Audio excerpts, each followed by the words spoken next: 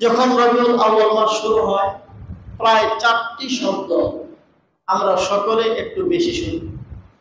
যেমন একটি শব্দ হচ্ছে সিরাতুন নবী, আরেকটি শব্দ মিলাদুন নবী, আরেকটি শব্দ ঈদে মিলাদুন নবী, আরেকটি শব্দ জশ্নে জুলুসে ঈদে মিলাদুন নবী। এর মোট কয়টি শব্দ হলো? 4টি শব্দ। সিরাতুন নবী, মিলাদুন নবী, ঈদে মিলাদুন নবী, জশ্নে জুলুসে ঈদে মিলাদুন নবী। মোটামুটি ভাবে এই 4টি শব্দ আমরা প্রায় শুনে থাকি। যদিও এই শব্দগুলোর অর্থ, ব্যাখ্যা, বিশ্লেষণ আমরা অনেকে বুঝি না বা অনেকে জানি না এগুলোর কি অবশ্য। এই 4টা শব্দ নবীজির জীবনীকে কেন্দ্র করে, নবীজির এই পৃথিবীতে আগমনকে কেন্দ্র করে যারা যে শব্দটাই ব্যবহার করে না কেন, প্রত্যেকেই নবীকে ভালোবাসে। নবীর ভালোবাসার বহির প্রকাশ ঘটাইতে গিয়ে এক একজন এক এক শব্দের মাধ্যমে ভালোবাসা প্রকাশ করার চেষ্টা করে। এই জন্য আমি বলি, যারা যে শব্দই ব্যবহার করুক, যেভাবেই বলুক, প্রত্যেকেই নিয়ম এক, অর্থাৎ আল্লাহর নবীর প্রতি ভালোবাসা, শ্রদ্ধাবোধ এটাই ভিতরে থাকে। প্রকাশের ভাষা ভিন্ন ভিন্ন হতে পারে। ইবারাতুনা শাত্তা ওয়া হুসনুকা ওয়াহিদ, আমাদের মুখের ভাষা ভিন্ন ভিন্ন, কিন্তু নবীর প্রেম এবং নবীর প্রতি ভালোবাসা সকলেরই এক। তবে এই জিনিসগুলোর ব্যাখ্যা আমাদের কিছুটা জানার প্রয়োজন, কারণ এই শব্দগুলোকে কেন্দ্র করে অনেক সময় আমরা দ্বিধাদ্বন্দ্বে ভুগি, ফিতনা ফাসাদের মধ্যে পড়ি, দ্বন্দ্ব কলহের মধ্যে জড়িত হয়, কিছু ভুল বোঝাবুঝি আমাদের সমাজের মধ্যে হয়। এই জন্য এই শব্দগুলোর ব্যাখ্যা বিশ্লেষণ আমাদের বোঝার প্রয়োজন। সিরাতুন নবী শব্দের ব্যাখ্যা সকলের পরে বলবো। প্রথম শব্দটা হচ্ছে মিলাদুন নবী। ইমামে তিরমিজি রাহিমাহুল্লাহ তিরমিজি শরীফের 2য় খণ্ডে বাবু মাউলিদিন নবী সাল্লাল্লাহু আলাইহি ওয়াসাল্লাম নামে একটি শিরোনাম কায়েম করেছেন, একটি অধ্যায় তিনি স্থাপন করেছেন। এই অধ্যায়ের নাম দিয়েছেন বাবু মাউলিদিন নবী সাল্লাল্লাহু আলাইহি ওয়াসাল্লাম। বাব মানে হচ্ছে অধ্যায়, মাউলিদ মানে হচ্ছে জন্ম, অর্থাৎ নবীজির জন্ম সংক্রান্ত আলোচনার অধ্যায়। এই মাউলিদ থেকে মিলাদ, মিলাদ মানে হচ্ছে জন্ম। মোট কথা নবীজির জন্মকে কেন্দ্র করে যে আলোচনাটা হবে এর নাম হচ্ছে মিলাদুন নবী। প্রায় সকল মুহাদ্দিসিন, মুফাসসিরিন এবং নবীজির ইতিহাস, নবীজির জীবনী যারা রচনা করেছেন, সিরাত গ্রন্থ যারা লিখেছেন, প্রায় সকলেই নবীজির জন্মের আগে পরে এই সকল ইতিহাসগুলো, ঐতিহাসিক ঘটনাগুলো উল্লেখ করেছে। যেমন একটা ইতিহাস আপনাদেরকে সংক্ষেপে শোনাচ্ছি, তাহলে মিলাদুন নবী কাকে বলে আমরা বুঝতে পারব। নবীজির জন্মকে কেন্দ্র করে, জন্মের আগে এবং পরে জন্মকে কেন্দ্র করে যা কিছু ঘটে এগুলো আলোচনা করা, এগুলোর চর্চা করা, এগুলো থেকে হেদায়েত গ্রহণ করা এবং এগুলো আলোচনার মাধ্যমে নবীর শান, মান, ইজ্জতকে বাড়ানো এবং নবীর প্রতি মহব্বত, প্রেম, ভালোবাসা তৈরি করা এবং সামনের জীবনে নবীজির আনুগত্যকে আঁকড়ে ধরে ইহ ও পরকালে ধন্য হওয়া, এই সকল উদ্দেশ্যেই সকল ঐতিহাসিকগণ নবীজির জীবনী যারা রচনা করেছেন, মুহাদ্দিসিনে কিরাম, তারা নবীজির জন্ম সংক্রান্ত আলোচনাগুলো করেছেন। মোট কথা নবীজির জন্মের আলোচনা করা সওয়াবের কাজ, নবীর প্রতি প্রেম ভালোবাসার বহিঃপ্রকাশ এবং উম্মতের হেদায়েতের কারণ। নবীজির জীবনের এই একটা অংশ যেটাকে মিলাদুন নবী বলে, নবীজির জন্ম সংক্রান্ত আলোচনা। এরপরে নবীজির জন্মের পর থেকে 40 বছর বয়স পর্যন্ত, অর্থাৎ নবীজির নবুয়তের প্রকাশ পাওয়ার আগ পর্যন্ত, এই যে 40টি বছর, এই 40টি বছর নবীর জীবনের আরেকটি ধাপ। 40 বছর পরে নবীজি আল্লাহর পক্ষ থেকে নবুয়ত প্রাপ্ত হন। এরপরে 23 বছরের জীবন, নবীর মোট বয়স ছিল ইহকালীন 63 বছর।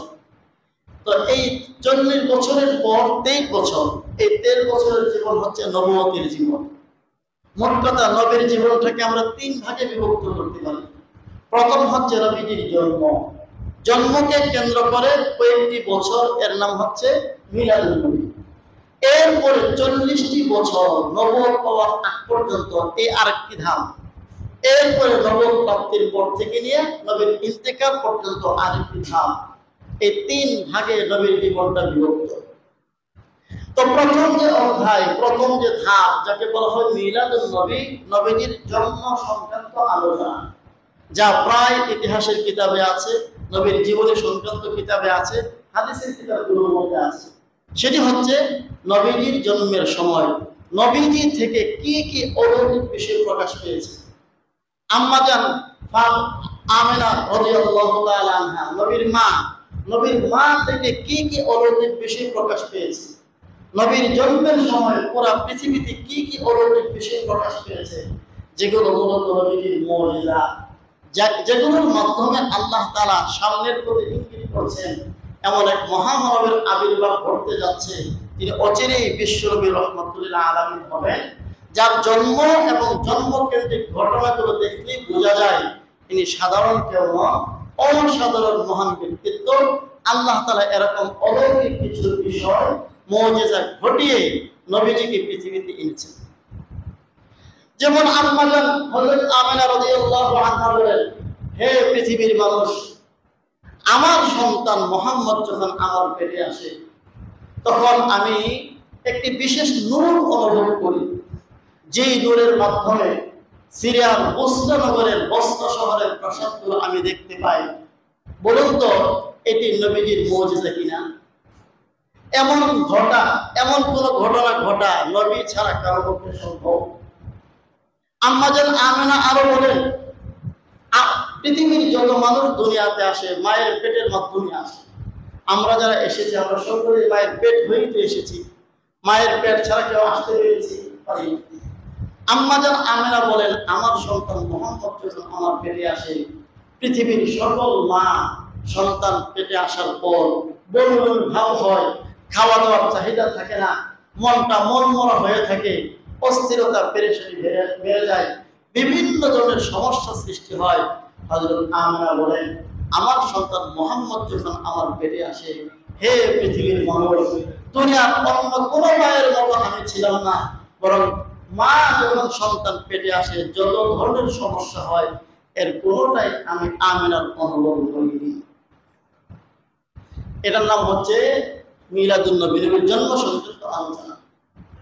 সিরাতে খাতামুল আম্বিয়া মুফতি শফি রাহমাতুল্লাহি আলাইহি বলেছেন, নবীজি যখন পৃথিবীতে আগমন করেছেন, একদিক থেকে নবীজি পৃথিবীতে আসেন, অপর দিক থেকে নবীজির মা আমিনার উদর থেকে, পেট থেকে একটা নূর বিচ্ছুরিত হয়, যে নূরের মাধ্যমে মাসরিক মাগরিব, পূর্ব পশ্চিম উত্তর দক্ষিণ পুরা পৃথিবী আলোকিত হয়ে যায়। মুফতি শফি রাহিমাহুল্লাহ আরো লিখেছেন যে যখন হুজুর সাল্লাল্লাহু আলাইহি ওয়াসাল্লাম দুনিয়াতে আসেন, মানব সন্তান আমরা যারা দুনিয়াতে আসছিলাম, আমরা দুনিয়াতে আসার সময় কাঁদছি। এমন কোন মানুষ নেই যারা দুনিয়াতে আসার সময় কান্না করে না। কান্না করাটা স্বাভাবিক বিষয়। এমনকি কোন সন্তান যদি দুনিয়াতে আসার পর না কাঁদে, ডাক্তার বা মা বাবা বা আপনজন ভাবে সন্তানটা অসুস্থ, চিকিৎসার মাধ্যমে হলেও তাকে কাঁদানো হয়। কিন্তু আমাদের নবী বিশ্বনবী রাহমাতুল আলামিন যখন আসেন, হযরত মুফতি শফি রাহিমাহুল্লাহ লিখেছেন যে নবীজি পৃথিবীতে এসে তিনি এমন ভাবে জমিনের মধ্যে 2 হাত উপর করেছেন যেন মনে হয়েছে নবীজি সেজদায় লুটিয়ে পড়েছেন। নবীজি যখন আস্তে আস্তে একটু বড় হতে শুরু করলেন, আরব দেশের নিয়ম হচ্ছে, আরব দেশের স্বাভাবিক নিয়ম, মায়েরা সন্তানদেরকে, শহরের মায়েরা সন্তানদেরকে স্বাভাবিকভাবে দুধ কম পান করায়, বরং গ্রামে গঞ্জের মহিলারা আসে, তাদেরকে দেওয়া হয় দুধ পান করার জন্য। সেই নিয়ম অনুযায়ী নবীজির দুধমা হালিমা সাদিয়া রাদিয়াল্লাহু আনহা, যার বাড়ি হচ্ছে তায়েফ, যারা হজ করেছে, উমরা করেছে তারা জানেন মক্কা থেকে তায়েফ প্রায় 100 কিলোমিটার দূরত্বের পথ। সেই তায়েফ থেকে হযরত হালিমা সাদিয়া রাদিয়াল্লাহু আনহা বাচ্চা নেওয়ার জন্য তায়েফ থেকে মক্কায় আসেন। হযরত হালিমা সাদিয়ার বিবরণ, তখন ছিল দুর্ভিক্ষের সময়, আমার পেটে ভাত নাই, আমার সংসারে চাউল নাই, আমার মুখের মধ্যে খাবার নাই। হযরত হালিমা সাদিয়ার আরেকটা সন্তান ছিল। হযরত হালিমা সাদিয়া বলেন, মায়ের পেটে যদি ভাত না থাকে, মায়ের পেটে যদি খিদা থাকে, মায়ের বুকে দুধও থাকে না। সুতরাং আমার যে ঔরসের সন্তান তার নাম ছিল আব্দুল্লাহ, আমার যে সন্তান, এই সন্তানের আমার বুকে দুধ না থাকার কারণে আমার সন্তান দুধ পায় না। এ অবস্থায় আমি তায়েফ থেকে মক্কায় আসি শিশু সন্তান নেওয়ার জন্য। যখন বিশ্বনবী রাহমাতুল্লিল আলামিন মুহাম্মদুর রাসূলুল্লাহ সাল্লাল্লাহু আলাইহি ওয়াসাল্লামকে আমি কোলে নিলাম এই আশায় যে এই সন্তানকে আমি দুধ পান করাবো, মুহাম্মদুর রাসূলুল্লাহকে কোলে নেওয়ার সাথে সাথে আমার দুটি স্তন দুধে ভরপুর হয়ে গেল। হযরত হালিমা সাদিয়া আরো বলেন, আমি যে গাধার উপর সওয়ার হয়ে তায়েফ থেকে এসেছিলাম, এই গাধাটা ছিল অত্যন্ত দুর্বল। আমি আমার কাফেলার সাথে একসাথে রওনা হয়েছি বটে, কিন্তু সকলের সাথে মক্কায় পৌঁছতে পারি নাই, আমি পিছনে পড়ে গেছি। কিন্তু নবীজিকে কোলে নিয়ে যখন আমি গাধার উপর সওয়ার হলাম, তখন দেখলাম সম্পূর্ণ ভিন্ন রকম। আমার আগে দুর্বল গাধা আর দুর্বল হয়ে নাই, এত উৎকৃষ্ট, এত সবল হয়ে গেল। এখন অন্য সকল সাথীদেরকে ফেলে আমার গাধা সকলের আগে আগে দূরে চলে যাচ্ছে। বাড়িতে পৌঁছে দেখলাম অবাক কাণ্ড, আমার ঘরে যতগুলো ছাগল ছিল বকরি ছিল, অথচ দুর্ভিক্ষ, মাঠে ঘাস নাই। আমার ছাগলগুলো যখন মাঠে যায়, যে দিকটা যায় ওই দিকটা ঘাস। ছাগলগুলো অল্প সময়ে ঘাস খেয়ে ঘরে ফিরে আসে এবং প্রত্যেকটা ছাগল বকরির স্তনে দুধের ভরপুর থাকে। আমি বুঝে নিলাম আমার এই শিশু সন্তান অন্য 10টা সন্তানের মতো নয়, এই সন্তান অদূর ভবিষ্যতে মহামানব হতে যাচ্ছে। নবীজি যেদিন পৃথিবীতে আসেন, তৎকালের রোম সাম্রাজ্য, পারস্য সাম্রাজ্য, ওগুলো ছিল বিশ্বের পরাশক্তি। পারস্য সাম্রাজ্যের 14টি গম্বুজ, যেগুলো যুগের পর যুগ অত্যন্ত শক্তিশালী গম্বুজ ছিল, সিংহাসনের পাশে স্থাপন করা। নবীজি পৃথিবীতে আসার সাথে সাথে কিছুই করা লাগে নাই, অটোমেটিক 14টি গম্বুজ ধপাস ধপাস করে ভেঙ্গে চুরমার হয়ে গেছে। 1000 বছর ধরে চলতে থাকা একটা অগ্নিশিখা, আমাদের দেশে বলে চিরন্তন অগ্নিশিখা, অনির্বাণ শিখা, অনির্বাণ শিখা চিরন্তন। একটা আগুনের শিখা 1000 বছর ধরে জ্বলতেছিল, যা মানুষ পূজা করত। নবীজি পৃথিবীতে একদিক থেকে আগমন করেছেন, অপর দিক থেকে সে অগ্নিশিখা দপ করে ফেলে গেছে। এই সবগুলো নিয়ে একজন মহামানবের আবির্ভাব করতে যাচ্ছে। বলুন তো, এই সবগুলো বিষয়ে আলোচনা করার দ্বারা নবীজির সম্মান বাড়ে না কমে? নবীজির প্রতি মহব্বত বাড়ে না কমে? এগুলোর আলোচনা করার নাম হচ্ছে মিলাদুল নবী। কিন্তু এই সব বিষয়গুলো আলোচনার বিষয়, ঈমান আনার বিষয় এবং নবীজির প্রতি শ্রদ্ধা ভক্তি বাড়ানোর ব্যাপার, কিন্তু এগুলোর মধ্যে আমরা আমল করার মতো তেমন কিছু নেই। আমল করার মতো নাই মানে হচ্ছে নবীজি যে পদ্ধতিতে পৃথিবীতে এসেছে, নবীজির আগমনের সময় যে অলৌকিক ব্যাপারগুলো পৃথিবীতে ঘটেছে, নবীজির মায়ের পেটে আসার সময় মায়ের যে অবস্থা হয়েছে, মায়ের পেট থেকে নবীজি দুনিয়াতে আসার সময় মায়ের যে অবস্থা হয়েছে, দুনিয়ার কোনো মানুষের পক্ষে এমন হওয়া সম্ভব? সম্ভব। এর অর্থ হচ্ছে মিলাদুন নবী আলোচনার বিষয়, ভালোবাসার বিষয়, মহব্বতের বিষয়, ঈমানের বিষয়, কিন্তু এখানে আমল করার মতো তেমন কিছু নেই। এর নাম হচ্ছে নবীজির জন্ম সংক্রান্ত আলোচনা। 2 নম্বর শব্দ ছিল ঈদে মিলাদুন নবী। ঈদ মানে হচ্ছে আনন্দ বা খুশি। ঈদে মিলাদুন নবীর অর্থ হলো নবীজির জন্মকে উপলক্ষ করে আনন্দ করা। অর্থাৎ নবীজি যে পৃথিবীতে এসেছেন, এই বিষয়টা দুঃখের না আনন্দের? সবাই বলো, দুঃখের না আনন্দের? এই যে নবীজির আগমনে আনন্দ, এর অর্থ হচ্ছে ঈদে মিলাদুন নবী। যারা পৃথিবীতে আমরা মুসলমান, নামাজ পড়ি না পড়ি, টুপি পড়ি না পড়ি, দাড়ি রাখি না রাখি, হালাল হারাম বেঁচে চলি বা না চলি, নবীর আগমনে আমরা সকলেই খুশি, এতে কোনো সন্দেহ নাই। হ্যাঁ, যারা আল্লাহ মানে না, নবীর দুশমন, নাস্তিক, মোরতাদ, তারা ভিন্ন। কিন্তু একজন মুসলমান যে আল্লাহকে বিশ্বাস করে, পরকাল বিশ্বাস করে, আমলে ঈমানে কম বেশ ত্রুটি বিচ্যুতি থাকুক, এরপরেও নবীর আগমনে সকলে খুশি। সুতরাং নবীর আগমনে খুশি হওয়া এটা ঈমান। নবীজির আগমনে দুঃখ পাওয়া এটা বেঈমানি কুফর নিঃসন্দেহে, এতেও কোনো সন্দেহ নাই। সুতরাং ঈদে মিলাদুন নবীর অর্থ হচ্ছে নবীজির আগমনে আনন্দ পাওয়া, খুশি হওয়া। এতটুকু কথার মধ্যে কারো কোনো দ্বিমত নেই। কিন্তু এরপর নবীজির আগমনে যে আমরা খুশি, এই খুশিটা প্রকাশ করবো কিভাবে? দুনিয়ার রাজা বাদশাহ এক দেশ থেকে আরেক দেশে গেলে যেই দেশে যায় ওই দেশের রাজা বাদশাহরা, ওই দেশের এমপি মন্ত্রীরা, ওই দেশের জনগণরা খুশি হয়ে তার জন্য ফুলের তোড়ার ব্যবস্থা করে, গেট লাগায়, এই সেই করে। নবীজির পৃথিবীতে এসেছেন, নবীজির আগমনে আমরা খুশি হয়েছি, এই খুশিটা প্রকাশ করবো কিভাবে? এই বিষয়টার মধ্যে মানুষের মধ্যে, আলেম ওলামাদের মধ্যে, আমাদের সমাজের বিভিন্ন শ্রেণীর মানুষের মধ্যে কয়েকটা মত হয়ে গেছে। আমরা যারা আহলে সুন্নাত ওয়াল জামাত দেওবন্দি উলামায়ে কেরামের বিশ্বাসী, আমরা মনে করি নবীজিকে মহব্বত করা, নবীজির আগমনে খুশি হওয়া এবং এই খুশি প্রকাশ করা সব ঠিক আছে।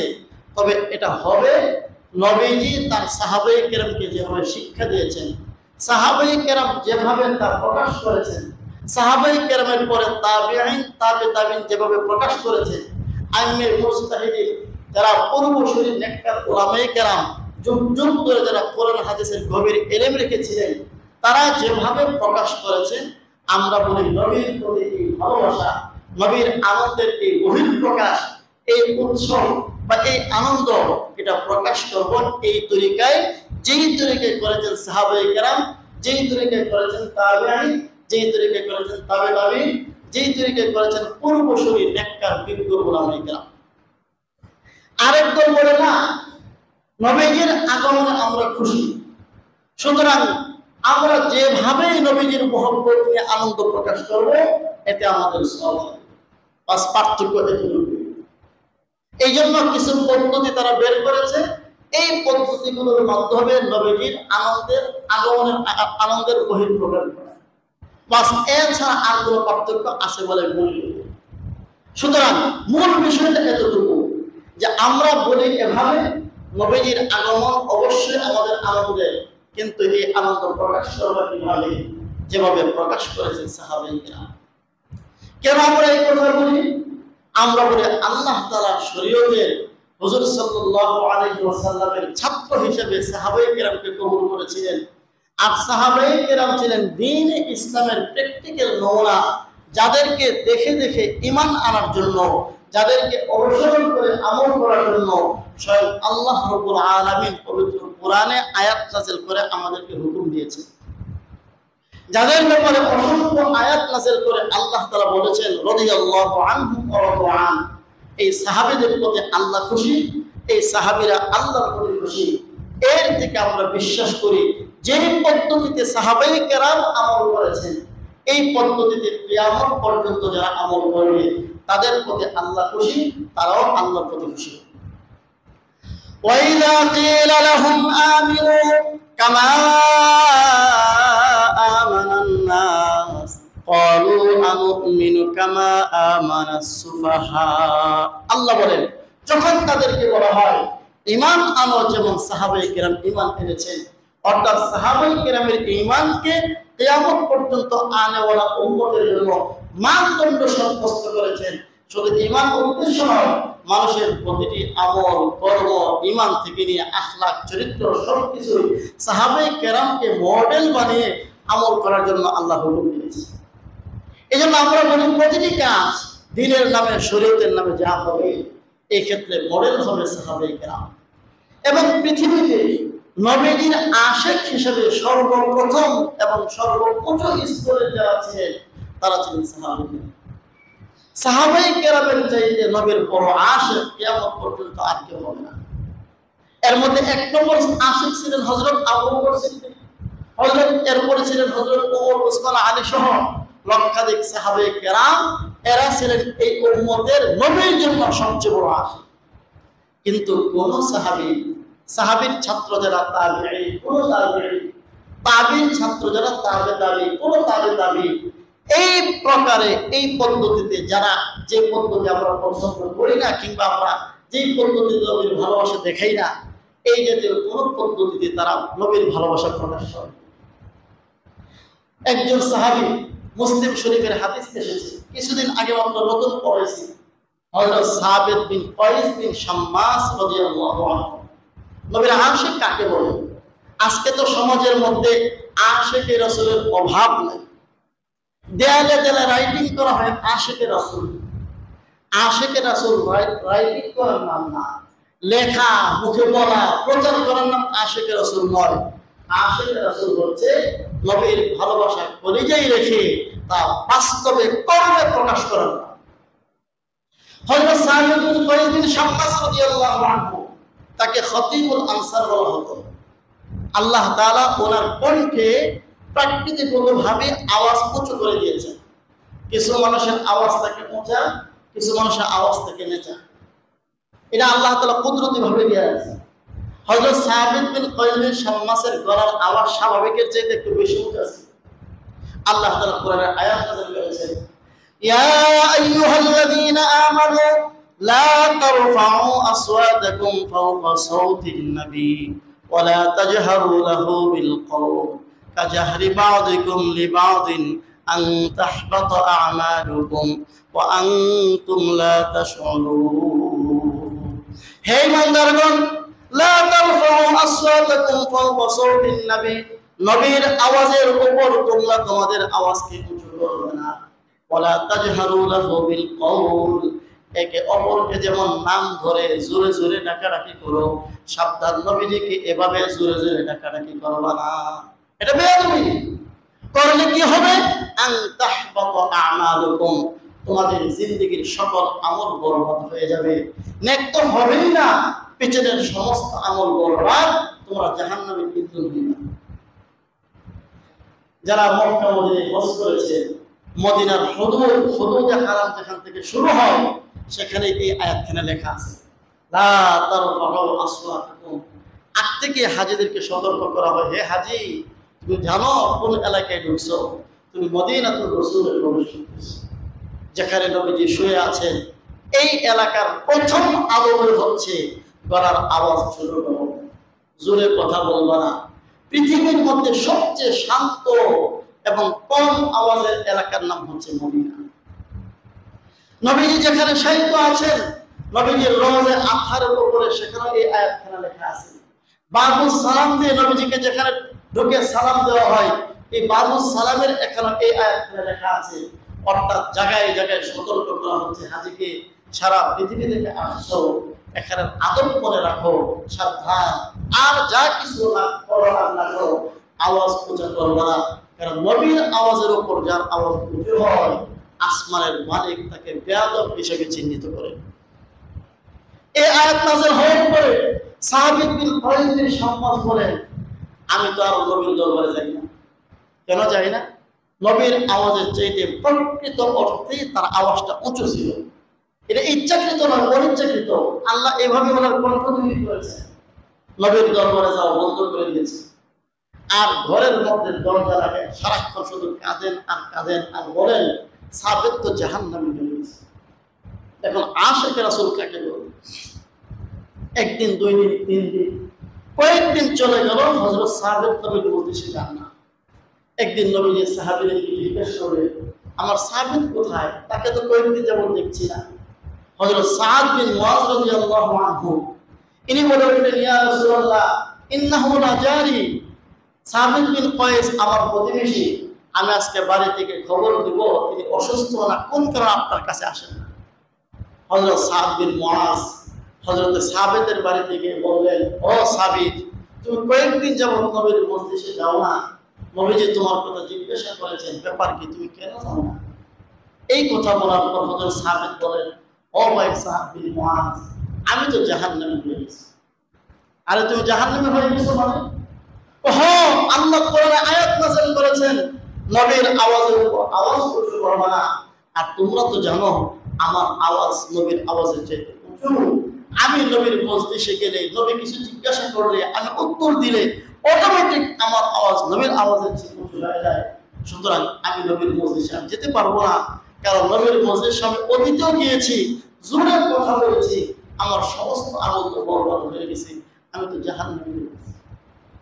হযরত সাদ বিন মুআজ নবীজির কাছে এসে বললেন, ইয়া রাসূলুল্লাহ, সাবিত তো এই জন্য আসে না যে সে নাকি জাহান্নামী হয়ে গেছে, তার আওয়াজ নাকি আপনার আওয়াজে হুজুর। নবীজি বলেন, কে বলেছে তাকে সে জাহান্নামী? ইন্নাহু মিন আহলিল জান্নাহ, নিঃসন্দেহে সাবিত জান্নাতি।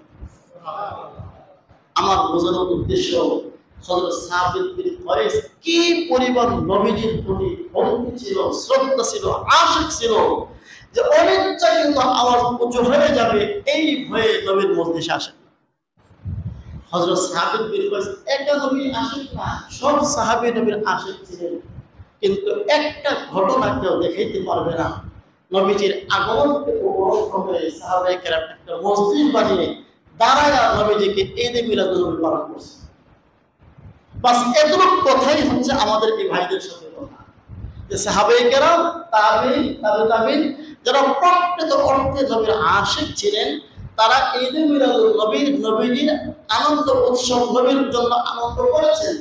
কিন্তু যেই পন্থায় আনন্দ করা হয় বর্তমান সমাজে কিছু ভাইরা করেন, এই পদ্ধতিতে তারা কেউ করেন নাই, এই জন্য আমরা করি। সুতরাং আপনারা যদি করেন এটা আপনাদের ব্যাপার, আমরা আপনাদেরকে কখনো নবীর দুশমন বলবো না। আমরা বলি আপনিও যে নবীর মহব্বতের লোক, আপনি নবীর আশিক হয়েই মহব্বত করে এই পদ্ধতি করছেন, আর আমি যে করি না সেটাও নবীর আশিক হওয়ার কারণে করি। সুতরাং আমাকে আপনি গালি দিয়েন না, অযথা আমাকে নবীর দুশমন করিয়েন না, আমিও আপনাকে নবীর দুশমন করি না। দুইটা শব্দ বললাম, একটা হচ্ছে মিলাদুন নবী, আর একটা হচ্ছে ঈদে মিলাদুন নবী। 3 নম্বর হচ্ছে জশ্নে জুলুসে ঈদে মিলাদুন নবী। জশ্ন শব্দের অর্থ হলো উৎসব, আর জুলুস শব্দের অর্থ হলো বসা। কিছু ফার্সি কিছু আরবি মিলাইয়া এই শব্দটা। এর ব্যাখ্যা হচ্ছে নবীজির আগমন উপলক্ষে নবীজির জন্য আনন্দ মিছিল বের করা। নবীজির আগমন উপলক্ষে নবীজির জন্য আনন্দ মিছিল বের করা, এটা একটা হাস্যকর ব্যাপার বলা যায়। আমাদের এই বাংলাদেশ, ভারত, পাকিস্তান ছাড়া পৃথিবীর কোথাও 12 রবিউল আউয়াল আসলে নবীজির জন্য আনন্দ মিছিল বের করা হয়, যে পৃথিবীর কোথাও নেই। আমাদের বাংলাদেশ, ভারত, পাকিস্তান এটাও শুরু হয়েছে, আমাদের বাংলাদেশে শুরু হয়েছে 1974 সালে। এর আগে বাংলাদেশেও ছিল না। সহজ কথা, আপনারা যদি এটা করেন, আপনারা বলতে যারা আমার মুসলিম হয়েছে আপনাদেরকে বলছে, আপনারা তো কেউ করেন না, যে সকল ভাইয়েরা করে, আপনারা যদি করেন অন্তত এই বিশ্বাস রেখে করেন যে এই পদ্ধতিতে কোনো মিছিল আমাদের পূর্বসূরি সাহাবী, তাবিঈন, তাবিঈন কেউ করে নাই। আমরা নবীর মহব্বতে করতেছি, তাহলে অন্তত যারা করে না তাদের প্রতি আপনাদের ঘৃণা জন্মাবে না। পক্ষান্তরে যদি মনে করেন যে আমরা যেটা করতেছি এটাই সবচেয়ে বেশি ঠিক, আর যারা করতেছে না তারা নবীর দুশমন, তাহলে হচ্ছে গ্রহণ করবো। যাই হোক, এইগুলো হচ্ছে স্বাভাবিক বিষয়, এগুলো নিয়ে বেশি দ্বন্দ্ব করা আমি ব্যক্তিগতভাবে পছন্দ করি না। রাসূলুল্লাহ সাল্লাল্লাহু আলাইহি ওয়াসাল্লামের আগমনকে কেন্দ্র করে 3টা শব্দের ব্যাখ্যা দিলাম। একটা হচ্ছে মিলাদুন নবী, আর একটা হচ্ছে ঈদে মিলাদুন নবী, আর একটা হচ্ছে জশ্নে জুলুসে ঈদে মিলাদুন নবী। জশ্নে জুলুসে ঈদে মিলাদুন নবী মানে হচ্ছে নবীজির আগমনে খুশি হয়ে মিছিল বের করা, আনন্দ মিছিল। এই আনন্দ মিছিল পৃথিবীতে অতীতে কেউ করেছেন কোনো প্রমাণ নাই। এই 50 বছর যাবৎ সর্বোচ্চ ভারত উপমহাদেশে এটা প্রচলন করেছে। সুতরাং যারা নবীর আশিক প্রকৃত পক্ষে ছিলেন তারা যেহেতু করেন নাই, এই জন্য আমরাও করি না। এর অর্থ এই নয় নবীর আগমনে আমরা খুশি না, আমরা বেজার। যারা এরকম মনে করেন তারা ভুলের উপরে আছে। 4 নম্বর শব্দ হচ্ছে সিরাতুন নবী। সিরাত শব্দের অর্থ হচ্ছে জীবনী। আমি শুরুতেই বলেছিলাম নবীর জীবনটা কয় বছরের, জোরে বলুন কয় বছরের? 63 বছরের। এই 63 বছরের জীবনটাকে 3 ভাগে ভাগ করা যায়। প্রথম ভাগটা হচ্ছে জন্ম, 2, 4, 5 বছর 10 বছর পর্যন্ত ধরেন জন্ম। এরপরে 40 বছর পর্যন্ত একটা জীবন। 40 বছরের পরে নবীজি নবুয়ত প্রাপ্ত হয়েছে। এই যে 40 বছরের আগ পর্যন্ত জীবনটা, এই জীবনটা হচ্ছে নবুয়ত প্রাপ্তির পরকাল পরবর্তী 23 বছরের জীবনের জন্য এই 40 বছরের জীবন হচ্ছে একটা দলিল। কথার একটু ব্যাখ্যা দিয়ে বোঝাই। 40 বছরের আগে নবীর বয়স যখন 5 বছর, 1 বছর, 2 বছর, 3 বছর, তখনও চাইলে নবীজি এই কথা বলতে পারতেন আল্লাহর হুকুমে যে আমি নবী হয়ে আসছি, আমাদের তোমরা মানো। বলতে পারতেন কি পারতেন না? যেমন হযরত ঈসা আলাইহিস সালামের কথা কোরআনে আছে।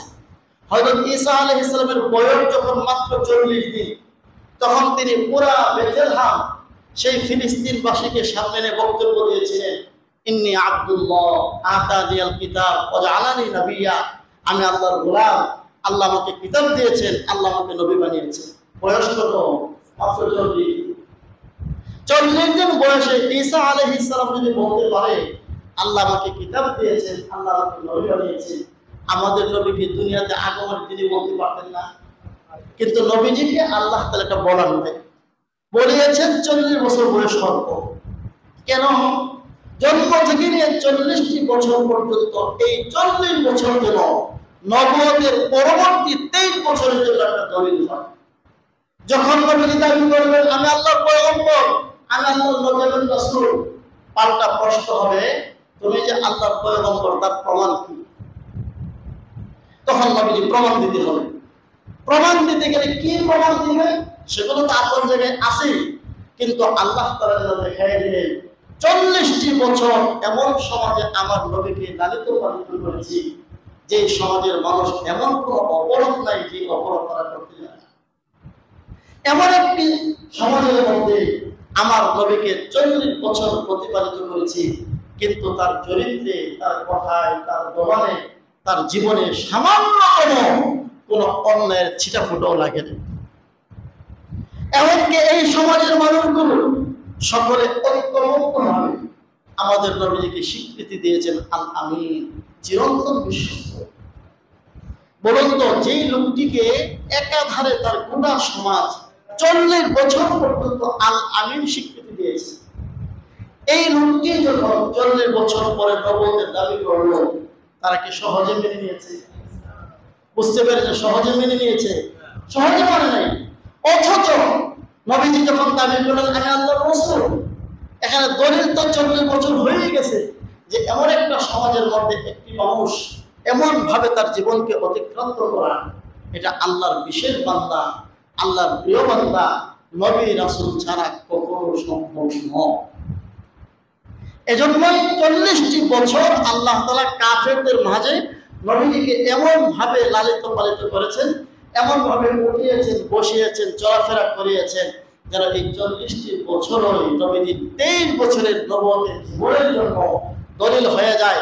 কাফেররা যখন প্রশ্ন করবে তুমি যে আল্লাহর রাসূল, তার কি প্রমাণ? নবীজি পাল্টা বলবেন 40টা বছরের প্রমাণ, 40টা বছরের প্রমাণ।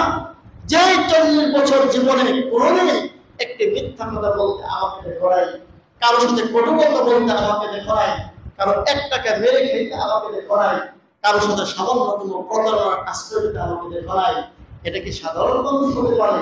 যে সমাজের প্রতিটি মানুষ চরিত্রহীন, যে সমাজের প্রতিটি মানুষ ধোঁকাবাজ, লম্পট, বদমাশ, এমন একটি সমাজের মধ্যে একজন মাত্র ব্যক্তি যিনি এই সব দুশ্চরিত্রের ঊর্ধ্বে গিয়ে তোমাদের জবানে তিনি স্বীকৃতি পেয়েছেন আমি, তোমাদের কি মনে হয় না যে এই লোকটি তো নবী হবে?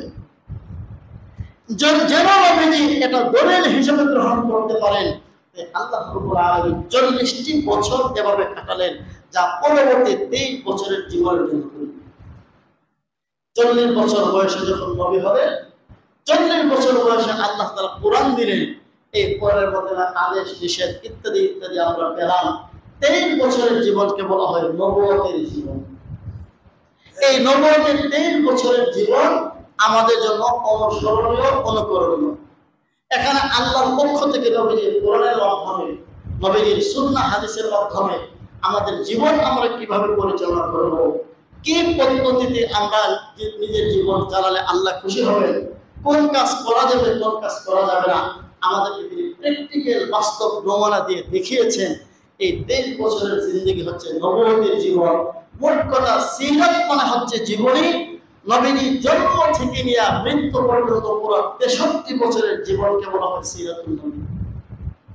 তাহলে মিলাদুন নবী মানে হচ্ছে নবীজির জন্ম সংক্রান্ত আলোচনা, নবীর জীবনের একটি অংশ। আর সিরাতুন নবী হচ্ছে জন্ম থেকে মৃত্যু পর্যন্ত পুরা জীবন। তাহলে সারমর্ম হলো সিরাতুন নবী হচ্ছে নবীর জীবনের পূর্ণাংশ, আর মিলাদুন নবী হচ্ছে নবীর জীবনের একাংশ।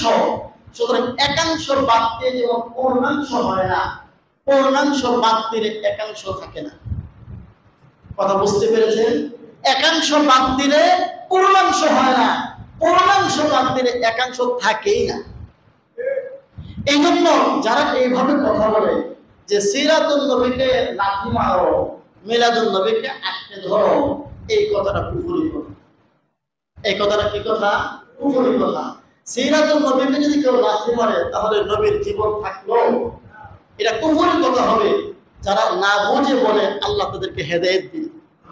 এমনি ভাবে যারা বলে মিলাদুন নবীকে লাথি মারো, এটাও ভুল কথা। কারণ মিলাদুন নবী এটা নবীর জীবনের একটি অংশ, এই অংশ মুমিন কখনো বাদ দিতে পারে না।